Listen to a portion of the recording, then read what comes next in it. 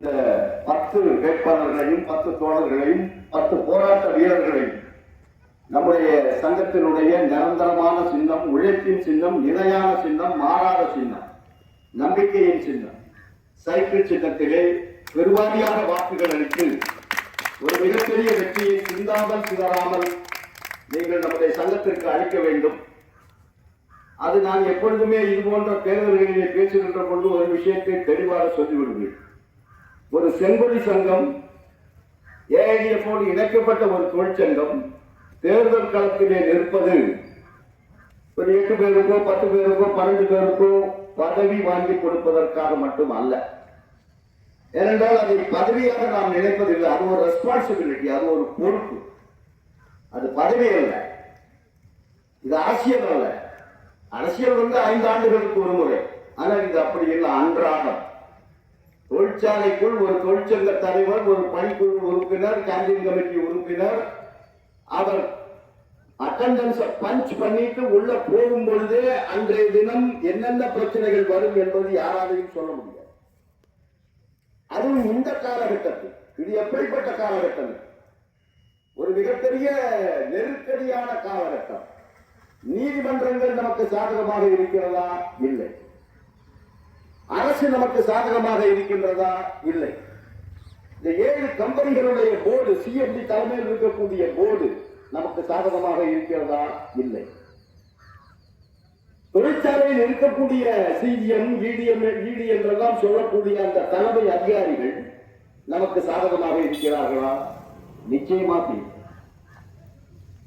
அப்ப அப்படிப்பட்ட ஒரு காலகட்டத்தில் நாலா பக்கத்தில் இருந்தும் நமக்கு எதிர்ப்புகள் தான். நாலா பக்கத்தில் இருந்தும் நம் மீது தாக்குதல்கள். ஏனென்றால் தட்டி கேட்கின்ற ஒரே சங்கம் செங்கொடி சங்கம் தான். அப்படிப்பட்ட சங்கம் பலமாக இருக்கக்கூடாது. இதுல ரொம்ப தெளிவாக இருக்கிறது. இந்திய அரசும் அந்த அரசுக்கு கீழ் இருக்கக்கூடிய அத்தனை அதிகார வர்க்கமும் இந்த பார்வையிலே தெளிவாக இருக்கிறார். அப்ப நம்ம கிட்ட என்ன ஆப்ஷன் இருக்கு? ஒண்ணு, நாம சரண்டர் ஆயிடணும். ஐயா சாமி ஆளை விடு, இதுக்கு மேல எங்களால தாங்க முடியாது அப்படின்னு சரண்டர் ஆகும்.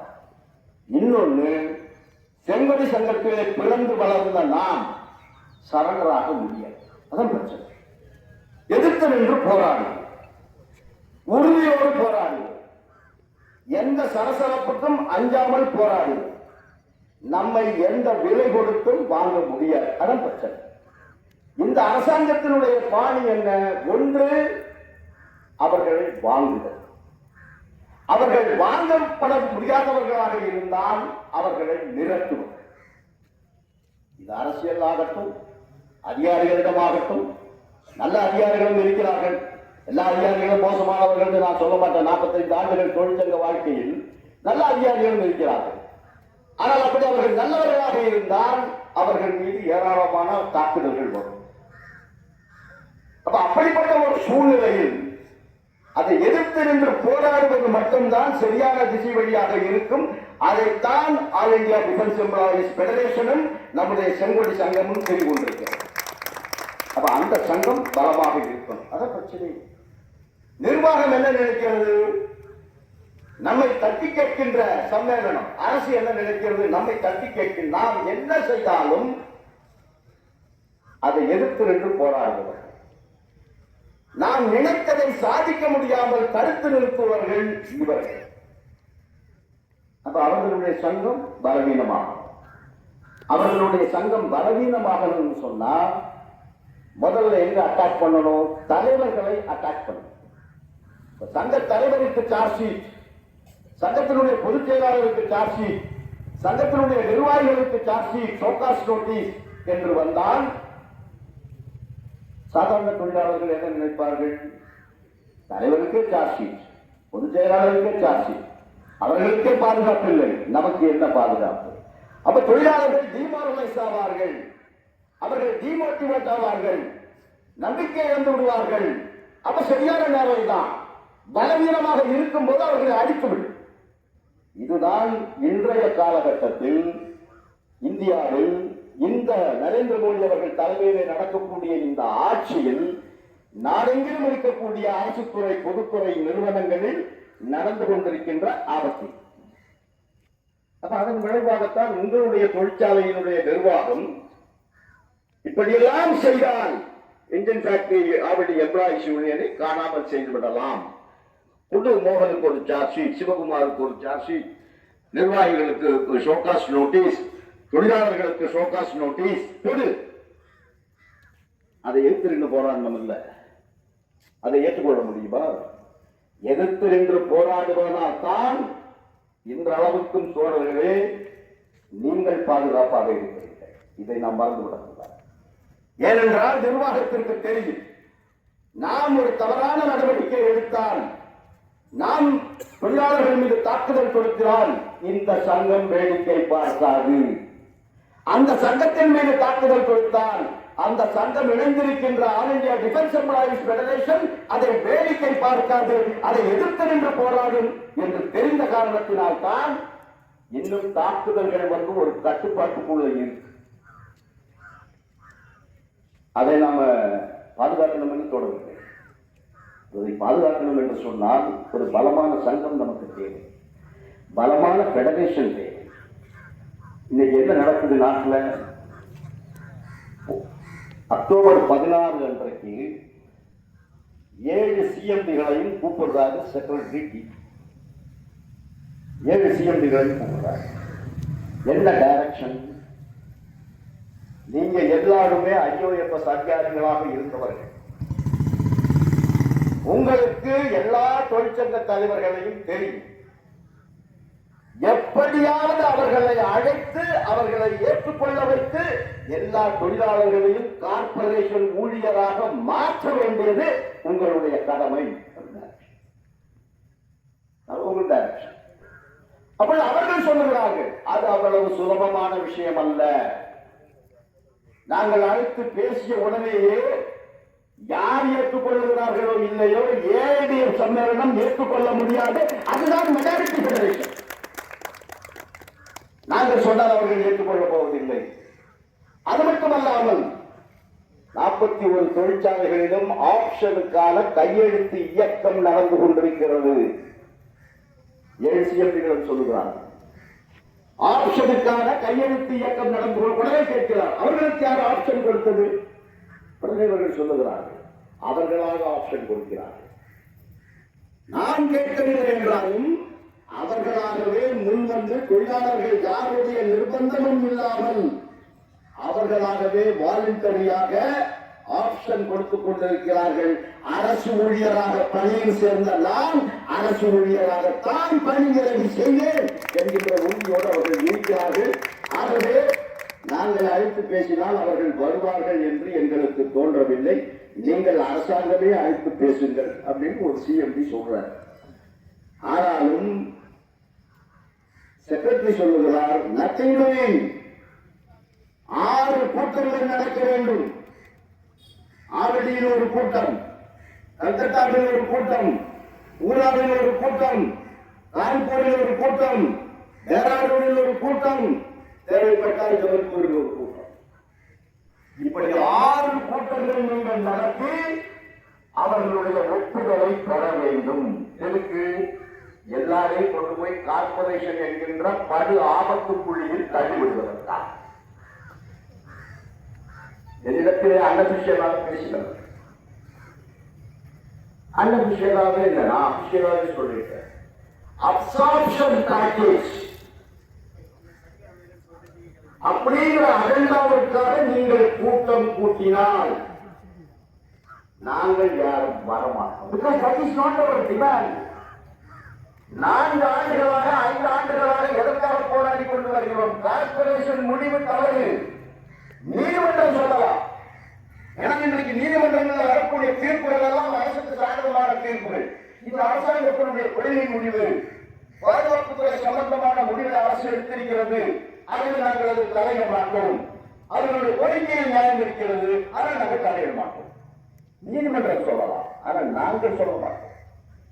நாங்கள் கன்வின்ஸ்டு இந்த முடிவு தவறு, இந்த முடிவு மாற்றப்பட வேண்டும்.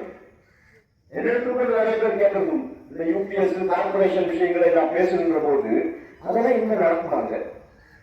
அதெல்லாம் முடிச்சு போச்சு. அதெல்லாம் இன்னும் மாற்ற முடியாது. ஏன் மாற்ற முடியாது? ஆட்சி மாறினால் காட்சி மாறும். இன்னைக்கு பீகாருடைய எலெக்ஷன் மேனிபெஸ்டோவில் எதிர்கட்சிகளுடைய கூட்டணி அறிக்கை என்று சொல்லுது. இந்தியா கூட்டணியினுடைய எலெக்ஷன் மேனிபெஸ்டோவில் நாங்கள் ஆட்சிக்கு வந்தால் புதிய பென்ஷன் திட்டம் ரத்து செய்யப்பட்டு பழைய பென்ஷனை கொண்டு வருவோம். காங்கிரஸ் உள்பட கையெழுத்து போட்டு இன்றைக்கும் பல மாநிலங்களில் ஓல்டு பென்ஷன் தான் இருக்கு. பிஜேபியால கூட அதை மாற்ற முடியல. ராஜஸ்தான்ல old pension scheme Congress government chief minister கொண்டு வந்தார். இப்ப பிஜேபி ஆட்சிக்கு வந்து 2 வருடம் ஆகிறது. திரும்ப பெற முடிந்ததா? பழையபடி எம்பிஎஸ் கொண்டு வர முடிந்ததா? சத்தீஸ்கர்ல கொண்டு வர முடிந்ததா? இவர்களால் எதுவுமே சாத்தியப்படும். இது ஒரு ஜனநாயக நாடு. மக்கள் நினைத்தால் எதுவும் சாத்தியப்படும். ஆகவே கார்பரேஷனை திரும்ப பெற வேண்டும் என்கின்ற கோரிக்கையை, என்பிஎஸ் யூபிஎஸ் ரத்து செய்து பழைய பென்ஷன் வர வேண்டும் என்கின்ற கோரிக்கையை ஒரு காலமும் சரண்டர் பண்ண முடியாது. 55 ஆண்டுகளுக்கு சொல்லாமல் போராடி இருக்கிறோர்களே, இன்றைக்கு நீங்கள் எல்லோரும் 300 நாட்கள் இயல் வாங்கி கொண்டு போகிறீங்க பாருங்க. ஒரு தலைமுறை 2 தலைமுறை இண்டஸ்ட்ரியல் எம்ப்ளாயீஸ் முதல் தலைமுறை 60 நாட்கள் மட்டும்தான் என்கேஷ்மெண்ட் வாங்கி கொண்டு போனார்கள். 2வது தலைமுறை 120 நாட்கள் மட்டும்தான் வாங்கி கொண்டு போனார்கள். ஆனால் நம்முடைய தலைமுறையை சேர்ந்தவர்கள் 2006ஆம் ஆண்டுக்கு பிறகு பணியிலிருந்து ஓய்வு பெற்ற தோழர்கள் 300 நாட்கள் வாங்கி கொண்டு செல்கிறார்கள் என்று சொன்னால் 1953ஆம் ஆண்டு இந்த சம்மேளனம் ஆரம்பிக்கப்பட்ட போது நிறைவேற்றப்பட்ட தீர்மானம் 55 years struggle. ஓய்வு பெற்ற தொழிலாளிக்கு சிஎஸ்டி கேண்டீன் வேண்டும். 35 ஆண்டுகள் போராட்டம். 1 ஆண்டு 2 ஆண்டு அல்ல. இன்னும் சொல்ல போனால் நம்முடைய சம்மேளனத்தோடு மிக நெருக்கமாக இருந்த ஜார்ஜ் பெர்னாண்டஸ் அவர்களால் கூட முப்படை தளபதிகளை மீறி நமக்கு சிஎஸ்டி கேண்டீன் கொடுக்க முடியல. ஆனா பிஜேபி கவர்மெண்ட் பணம் பறிக்க வந்தார். போய் கன்வின்ஸ் பண்ணோம், ஏற்றுக்கொண்டார். முப்படை தளபதிகளுடைய அவர்களுடைய அப்செக்ஷனை எல்லாம் மீறி, அந்த பையனை கண்ணால பார்த்தத மீறி எழுதினார். படை வீரர்களுக்கு சர்வீஸ்ல இருக்கும் போது சிஎஸ்டி உண்டு, அவர்கள் ரிட்டையர் ஆன பிறகும் சிஎஸ்டி உண்டு. ஆனால் சிவிலியன் ஊழியர்களுக்கு பணியில் இருக்கும் போது சிஎஸ்டி, ரிட்டையர் ஆனால் சிஎஸ்டி இல்லை என்பதை நாம் ஏற்றுக்கொள்ள முடியாது அப்படின்னு பிஜேபியாக இருக்கிறது. நமக்கெல்லாம் வந்தது கையெழுத்து போட்டார். அது 35 ஆண்டுகள் போராட்டம். ஒரு முறை நிர்மலா சீதாராமன் கேட்டார், நான் இப்ப பாட்டக் அவர்கள் நம்முடைய தலைவர் அவர்கள் சந்திக்க போன போது பாதுகாப்பு அமைச்சர் பண்ணலாமா? அதுக்கு 2 நாள் முன்னாடி தான் அந்த மாதிரி திருச்சியில கருப்பு கொடி ஆர்ப்பாட்டம் செய்தார்கள் நம்முடைய தோழர்கள், ஓஎஸ்டி தோழர்கள், எச்எபிடி தோழர்கள். கருப்பு கொடி காட்டினாங்க அந்த மாதிரி காரணம் போகும்போது. அதை மனதில் வைத்துக் கொண்டு சொல்லுகிறார்கள், ஆப்கார் லோग हमको திருச்சி में काला झंडा दिखाया அப்படின்னு. அதுதான் நம்ம சொன்னோம். ஆமா, काला झंडा दिखाया. ஏன் दिखाया? நீ கார்பரேஷன் பண்ணுவேன்னு சொல்லிட்டேன். ஆனா உனக்கு முன்னாடி இந்த சீட்ல ஒருத்தர் இருந்தார், அவரை நாங்க சந்து சந்தா நீங்க பாராட்டுறோம். எங்க கட்சி இல்ல, உங்க கட்சி. இதே பிஜேபி சந்து சந்தா நீங்க அவரை பாராட்டி பேசுறோம். அவர் பிஜேபிங்கிறதுனால எங்களுக்கு அலர்ஜி இல்லை. ஏன்னா எங்களுடைய கோரிக்கைகளை உணர்ந்து 2 விஷயத்தை அவர் ஏற்றுக்கொண்டார். ஆர்டினன்ஸ் ஆக்டிலே கார்பரேஷனாக மாற்றக்கூடாது அப்படிங்கிறது மனோகர் உறுதியாக இருந்தார். அவரை நான் ஏன் பாராட்ட மாட்டேன்? அவர் பிஜேபியா இருந்தா என்ன, காங்கிரஸா இருந்தா என்ன, கம்யூனிஸ்டா இருந்தா என்ன, எங்களுடைய தொழிலாளர்களுக்கு சாதகமான முடிவெடுத்தால் யாரா இருந்தாலும் பாராட்டுவோம். அதே போன்றுதான் சிஎஸ்டி கேண்டீன். எங்க காமெடி, எங்க தோழர் ஜார்ஜ் பெர்னாண்டஸ் அவரை கொடுக்க முடியல.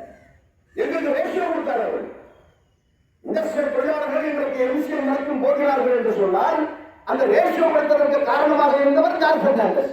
ஆனால் அவராலேயே கூட சிஎஸ்டி கேண்டீன் கொடுக்க முடியல, மனோகர் பரிக்கர் கொடுத்தார். அவருடைய அர்த்தம் என்ன? நீங்கள் சரண்டர் ஆகாம, நீங்கள் தொய்வில்லாமல் உங்களுடைய கோரிக்கைகளுக்காக தொடர்ந்து போராடுவீர்கள் என்று சொன்னார்.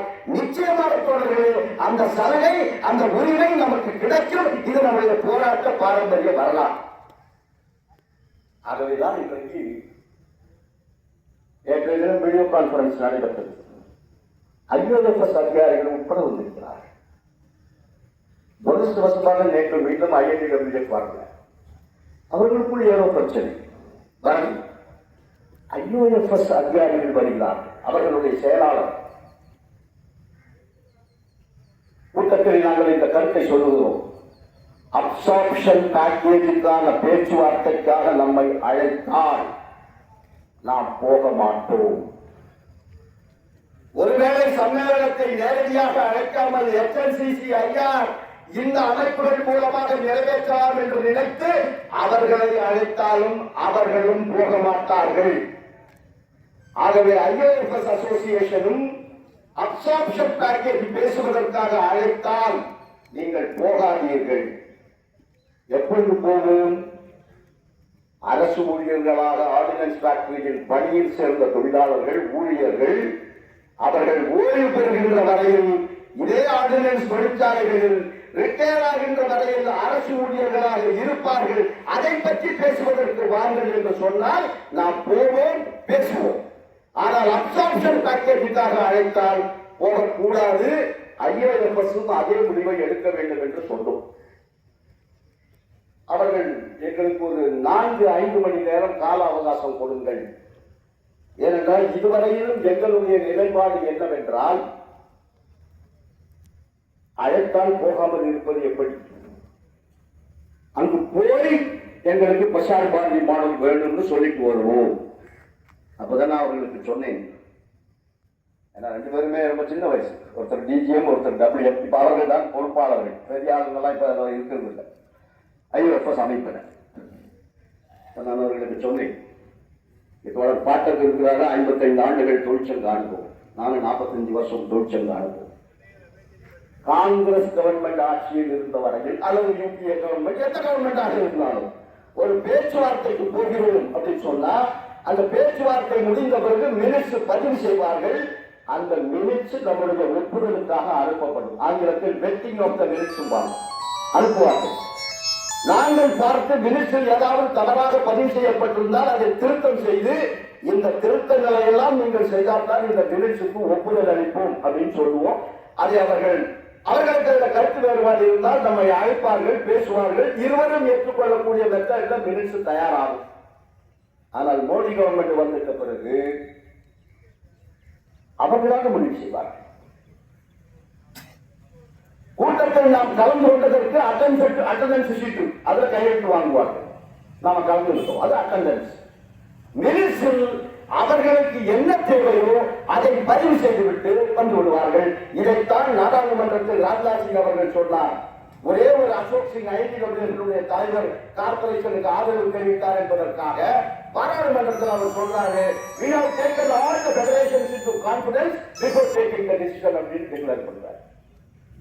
அதுவே நம்ம IOFS தோழர்கள் கிட்ட சொன்னோம், அந்த அதிகாரிகள் கிட்ட சொன்னோம், ஐயா சாமிங்களா நீங்க போய் அங்க சொல்றீங்க இல்லையா, நாங்க அப்சார்ப்ஷன் பேக்கேஜுக்காக வரல, எங்களுக்கு பிரசார் பாரதி மாடல் தான் வேணும்னு நீங்க சொன்னீங்கன்னா அதை ரெக்கார்டே பண்ண மாட்டாங்க. ஆனா உங்க பேர் அங்க வரும்.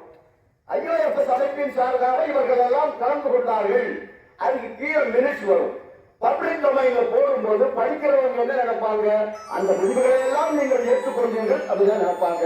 ஆகவே அந்த கூட்டத்தை நீங்களும் புறக்கணிக்க வேண்டும். உங்களுடைய அவங்களுக்கு கவர்னிங் கவுன்சில் பேரு, நமக்கு எக்ஸிகூட்டிவ் கமிட்டிங்கிற மாதிரி அவங்களுக்கு கவர்னிங் கவுன்சில் பேசிட்டு சொல்லுங்க. அவர்கள் சொல்ல மாட்டார்கள் அப்படி என்று நினைத்து கொண்டு நான் மினிட்ஸ் எல்லாம் ரெடி பண்ணிட்டேன். நேற்று நம்ம 4 மணிக்கு மீட்டிங் போன பிறகு உட்கார்ந்து மினிட்ஸ் எல்லாம் ரெடி பண்ணிட்டோம். அதுல அவர்களுடைய பேர் இல்லை. ஏன்னா அவர்கள் ஒப்புதல் அளிக்கவில்லை இந்த கூட்டத்தை புறக்கணிப்போம் அப்படின்னு சொல்லி. ஆனால் இரவு 8 மணிக்கு எனக்கு தகவல் தெரிவிக்கிறார்கள், எங்களுடைய கவர்னிங் கவுன்சில் கூட்டம் நடைபெற்றது, உங்களுடைய கருத்தை நாங்கள் அங்கே பதிவு செய்தோம், ஒட்டுமொத்தமாக எங்களுடைய ஒருமனதான கருத்து சம்மேளனங்களோடு சேர்ந்து நின்று நாமும் அப்சார்ப்ஷன் பேக்கேஜ் கூட்டத்தை புறக்கணிக்க வேண்டும். பிரசார் பாரதி மாடல் அப்படின்னா ரிட்டையர் ஆகிற வரைக்கும் அரசு ஊழியராக இருப்பதற்கான பேச்சுவார்த்தைக்கு அழைத்தால் நாம வருவோம் அப்படின்னு சொல்லி. அது தேவையில்லை, தேர்தல்கள் வரும் போகும். ஆனால் இந்த ஒற்றுமை வேணும் இல்லை. இப்ப நாம கையெழுத்து இயக்கம் நடத்தணும். 41 தொழிற்சாலையில் ரிசல்ட் வருகிறது.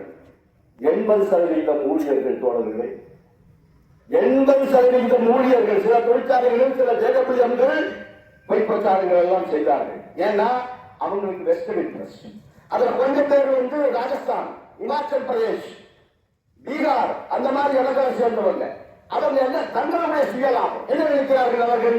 நான் ஆர்டினன்ஸ் ஃபேக்டரியில இருந்தா எனக்கு டிரான்ஸ்பர் வராது, நான் வந்து சர்பஸ் டிக்ளேர் ஆகி ரீடிப்ளாய்மெண்ட்டுக்கு போனேன்னா எங்களுக்கு ராஜஸ்தானுக்கு போய் சேர்ந்துடலாம், இமாச்சல் பிரதேசுக்கு போய் சேர்ந்துடலாம். இப்படி ஒவ்வொருத்தரும் சுயநலமாக சிந்தித்துக் கொண்டிருந்தால் இந்த ஆர்கனைசேஷன் நமக்கு ஆர்டினன்ஸ் ஃபேக்டரி காப்பாற்றப்படணும் இல்லை. ஆர்டினன்ஸ் ஃபேக்டரி இழுத்து போடுறதுன்னு முடிவு பண்ணா அதை ஏற்றுக்கொள்ள முடியுமா? நமக்கு இந்த ஆர்கனைசேஷன் காப்பாற்றப்படணும் இல்லை. நமக்கு ரெண்டு இன்ட்ரெஸ்ட். ஒன்னு ஆர்டினன்ஸ் ஃபேக்டரி 41 தொழிற்சாலைகளும் பாதுகாக்கப்படும்.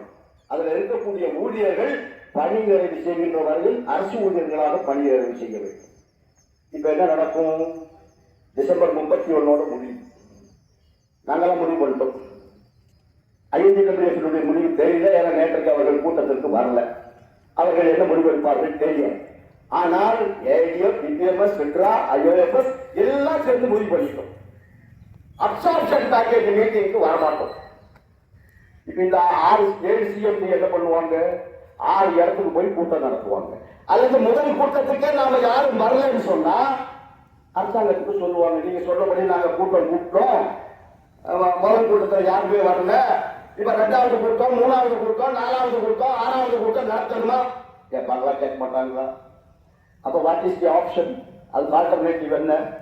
அரசாங்கமா எனக்கு பேசணும் இல்ல. அரசு அழைத்தாலும் அப்சார்ப்ஷன் பேக்கேஜ் நான் போக மாட்டோம். நிர்பந்தங்கள் தானே தோழர்களே. தொழிற்சங்க போராட்டம் என்பது ஒரு ஸ்ட்ரைக் பண்றது மட்டும் இல்லை. ஒரு 5 நிமிடங்களில் முடித்து விடுகின்றது. 24,60,60,000 பேர் என்பிஎஸ் ஊழியர்கள் பாராமிலிட்டரி ஸ்டாஃப் உட்பட, சிஆர்பிஎஃப், சிஐஎஸ்எஃப் எல்லாம் உட்பட இவ்வளவு பேர் இருக்காங்க என்பிஎஸ். கடந்த 6 மாதங்களாக அரசு பிரச்சாரத்துக்கு மேல் பிரச்சாரம். உங்களுக்கு எல்லாம் எஸ்எம்எஸ் வந்துட்டு வாங்க யூபிஎஸ்க்கு வாங்க, யூபிஎஸ்க்கு வாங்க, டேட்டா எக்ஸ்டெண்ட் பண்ணிட்டே போறோம். அது ஒரு சரத்து இருந்தது. ஒரு முறை நீ யூபிஎஸ் வந்தா திரும்பி என்பிஎஸ்க்கு போக முடியாது. இப்ப அதை எடுத்துக்கலாம். நீ ரிட்டையர் ஆகிறதுக்கு 1 வருஷத்துக்கு முன்னாடி வரையிலும் நீ எப்ப வேணா என்பிஎஸ்க்கு திரும்ப போகணும். இவ்வளவு செய்த பிறகு நேற்றைக்கு வரைக்கும் 1,00,000 பேர் கூட சேர 1,00,000 பேர் கூட சேரல. பல தொழிற்சங்க தலைவர்கள் யூபிஎஸ்க்கு ஆதரவாக பேசிட்டே இருக்கிறாங்க. வீடியோலாம் வருது. அங்கே சேரல. ரயில்வே ஊழியர்களே சேரல. 35,000 கிட்டத்தட்ட 7,00,000 பேர் இருக்காங்க அங்க என்பிஎஸ்ல, ரயில்வேல. அதுல 35,000 பேர் தான் சேர்ந்திருக்காங்க. அவங்க கூட யாருன்னு பாத்தீங்கன்னா இளைஞர்கள் யாருமே இல்லை. ஒண்ணு எக்ஸ் சர்வீஸ் மேன், ஏற்கனவே பழைய பென்ஷன் வாங்கி 45 வயசு ஆர்மியில ரீஜனல் பார்லிமெண்ட்ல வந்தவங்க ஒரு நம்பிக்கையில ஒரு 2 வருஷம் 10,000 ரூபாய் மினிமம் கிடைக்கும் போயிருக்காங்க. அந்த 10,000 ரூபாய் அவங்களுக்கு கிடைக்கவில்லைங்கிறத இப்ப உண்மையான தகவல். மீதி கொஞ்சம் பேர் யாருன்னு கேட்டீங்கன்னா அது ரொம்ப வேடிக்கையான விஷயம். கணவன் மனைவி 2 பேருமே மத்திய அரசு ஊழியர்கள். 2 பேருமே உட்கார்ந்து பேசி சரி ஏதோ ஒரு ஆள் என்பிஎஸ்ல இருப்போம், ஒரு ஆள் யூபிஎஸ்க்கு போவோம், ஏதோ நடக்கட்டும். ஒட்டுமொத்தமாக ஊழியர்கள் யாருமே இந்த நாசாகார யூபிஎஸ்ல போய் சேரல. இன்னைக்கு அரசாங்கம் என்ன பண்ணும்? அரசாங்கத்துக்கு ஒரு மிகப்பெரிய அவருடைய செவிப்படையில் விழுந்த மிகப்பெரிய அடி அல்லவா இது? இவ்வளவு பிரச்சாரம். மினிமம் பென்ஷன் கிடைக்கும், ஃபேமிலி பென்ஷன் கிடைக்கும், டிஏ கிடைக்கும், எல்லாம் கிடைக்கும். யூபிஎஸ் எல்லாம் கிடைக்கும்னா என்பிஎஸ் இருக்கு, யூபிஎஸ் இருக்கு. ரத்து பண்ணிட்டு பழைய பென்ஷன் கொடுத்துட்டு போக வேண்டியதான அந்த கோரிக்கை இன்றைக்கு உயிரோட்டம் ஆயிடுச்சு. தோழர்களே, ராமலீலா மைதானத்தில் நாம எடுத்த முடிவு சரி என்பது நிறைவேற்றப்பட்டு விட்டதில்லை. அதற்கு எதிராக போனவர்கள் எல்லாம் இன்றைக்கு எக்ஸ்போஸ் ஆகி நிற்கிறார்கள். எப்பொழுதுமே தொழிலாளர்களோடு இருக்கணும்.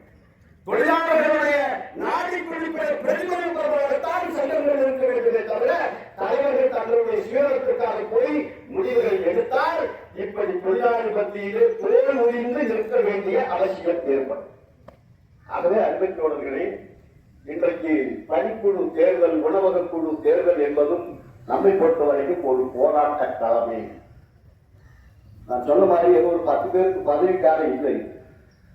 போராடுகின்ற சங்கத்திற்கு பின்னால், போராடுகின்ற ஏஐடிஎஃப் சம்மேளனத்திற்கு பின்னால் இன்ஜின் ஃபேக்டரி தொழிலாளர்கள் உறுதியோடு நிற்கிறார்கள் என்பதனை அரசுக்கும் அதிகார வர்க்கத்திற்கும் எடுத்துக்காட்டுகின்ற ஒரு போராட்ட களம். ஆகவே அந்த போராட்ட களத்தில் நாம் வெற்றி பெற வேண்டும். நம்முடைய தோழர்கள் வெற்றி பெற வேண்டும். ஒரே ஒரு வேண்டுகோள் தான், பேனல் ஓட்டுகளாக போடுது. கிராஸ் ஓட்டு செய்யாதீங்க. அதனால நமக்கு மிகப்பெரிய இழப்பு. சங்கம் வெற்றி பெறணும். அங்கு தனிநபர்கள் அல்ல, தனிநபர்கள் ஸ்ரீகுமார் உட்பட, சிவா உட்பட, மோகன் உட்பட எல்லோருமே ஒரு அடையாளம் தான். நாம் எல்லோரும் இங்க கிருபா இருக்காங்க, நாமெல்லாம் ஒரு அடையாளம். அமைப்பு தானே முக்கியம். நாம் பிறப்பதற்கு முன்னால் இந்த அமைப்பு இருக்கு, நாம் போன பிறகு இந்த அமைப்பு இருக்கும். அமைப்பிற்குத்தான் ஓட்டை தவிர தனிநபர்களுக்கு அல்ல. அப்ப எந்த அமைப்பிற்கு நாம் ஓட்டு போட வேண்டும்? அன்னப்பறவை போல் தொழிலாளிகள். பாலும் தண்ணியும் கலந்து வைத்தால் பாலை மட்டும் பிரித்து எடுக்கக்கூடிய தகுதியுடைய ஒரே பறவை என்பது அன்னப்பறவை என்றுதான் புராணங்கள் சொல்லுகிறது. நம்பலாம். அப்ப அதே போன்றுதான் நாம் வாக்களிப்பது யாருக்காக இருக்க வேண்டும்? வழிபாடுகளை பற்றி கவலைப்படாமல், சார்ஜ் ஷீட்டுகளை பற்றி கவலைப்படாமல், ஷோகாஸ் நோட்டீஸ்களை பற்றி கவலைப்படாமல், தொழிலாளர்களுடைய உரிமைகளுக்காக, அவர்களுடைய சலுகைகளுக்காக நெஞ்சு நிமிர்ந்து நின்று எப்படிப்பட்ட மோசமான நிர்வாகமாக இருந்தாலும், சர்வாதிகாரமான நிர்வாகமாக இருந்தாலும் அதை எதிர்த்து நின்று குரல் கொடுத்து போராடுகின்ற சங்கத்திற்கு பின்னால், செம்மொழி சங்கத்திற்கு பின்னால், சைக்கிள் சின்னத்திற்கு பின்னால் நாம் அனைவரும் அணிவகுத்து நிற்க வேண்டும். சிந்தாமல் சிதறாமல் பேனல் ஓட்டுகளை 10 சைக்கிள் சின்னத்திலே நீங்கள் வாக்களித்து ஒரு மிகப்பெரிய வெற்றியை தர வேண்டும் என்கின்ற நம்பிக்கையோடு உங்களிடமிருந்து